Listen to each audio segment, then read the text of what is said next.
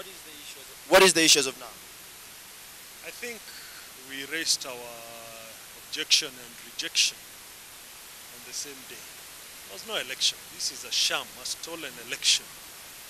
You cannot have people voting 20, 30 times in an organized manner, in a circular manner, and call it an election.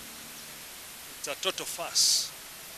And I'm hoping that the appeals from 93 candidates in Nairobi, which are being heard by the appeals committee at the party headquarters, is enough indication of what kind of a mess took place. I did not lose any election. It was simply organized and stolen. And I'm aware, and now a lot of information has come through of what really transpired. And on that Wednesday, I tried frantically the whole morning to call party officials to tell them what was going on. There was no indelible ink. There were organized groups in buses brought from Kitengela and Machakos going around voting at every polling station. Circular voting. Circular voting. It's not right in this era of democracy to have a sham election organized for a big city like Nairobi. And of course, we even now know, even in the tallying, which we had already rejected results emanating from this exercise, we now know even in tallying, a place like Langata, if you look at what Langata, we are told, had in the election, the total cast, they still added another 10,000 votes. The tallies from Langata and at the National Tallying Office, there is a clear difference of 10,000 inflated for somebody. Now, that comes down to MPs, to MCAs, and that's why you have so many appeals. So it's not far-fetched. It was a complete total farce, undemocratic. But as you mentioned, the 90 appeals that have occurred from Nairobi Jubilee primaries, you realize that today is the last day, as per the ruling, the Malindi ruling, on today being the last day of the primaries of all parties. Do you think you stand another chance to maybe go back to the ballot? I think people have up to 8. The ruling was for political parties to hold their own primaries. But you realize there will be appeals emanating even from ODM who are having theirs today. So they still have that window.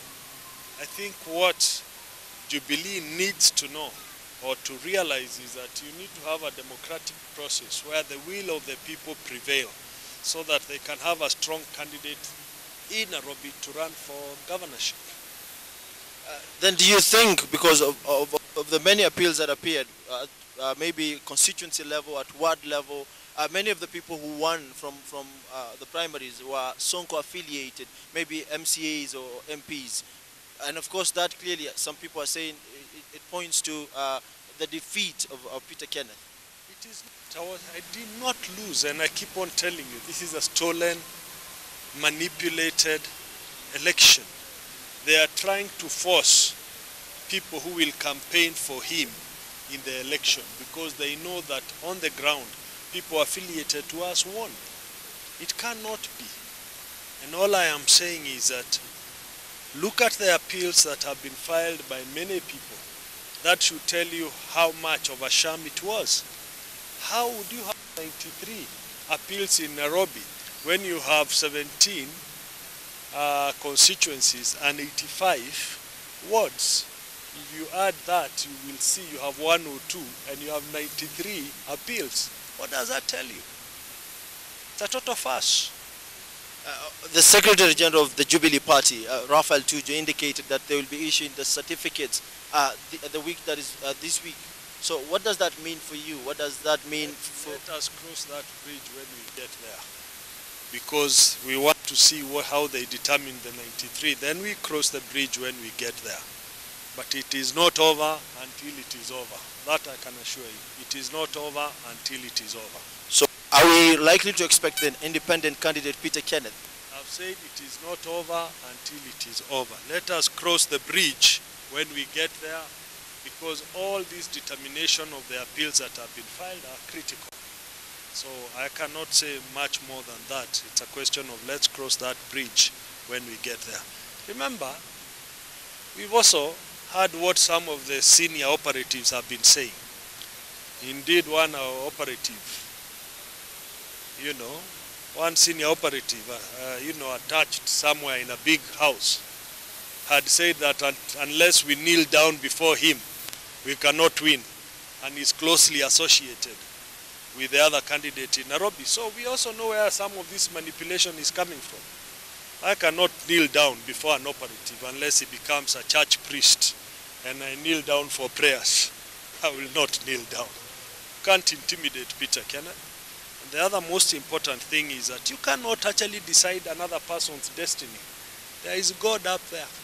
There is God up there. And we need, on a serious note, we need to think as Jubilee. We need to think of a united, strong team to face NASA. NASA has come up with a strong team, so Jubilee needs to get its act together to form a strong team to face the challenges. Thank you. Thank you.